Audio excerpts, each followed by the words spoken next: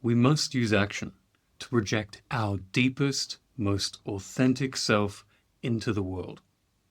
Many of us feel that meditation is a tool to go into our innermost, deepest self. If all the meditators move away from acting, we will start to find ourselves in a world that we do not really like.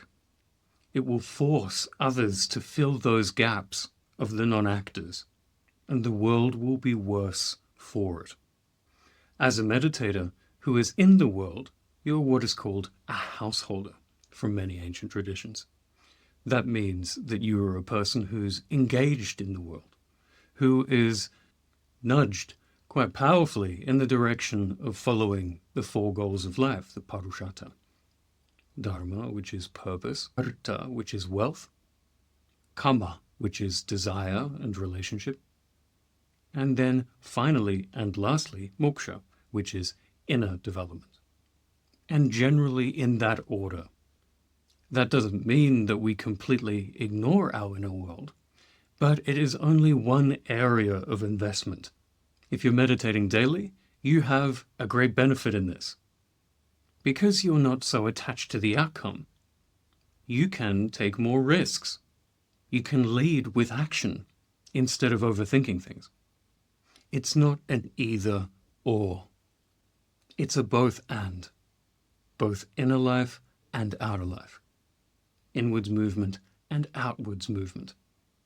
Here's a few tips in order to move in the world differently. 1. Pick a value like clarity, productivity, influence, and just perform a simple action towards that value each day without being caught up on the outcome.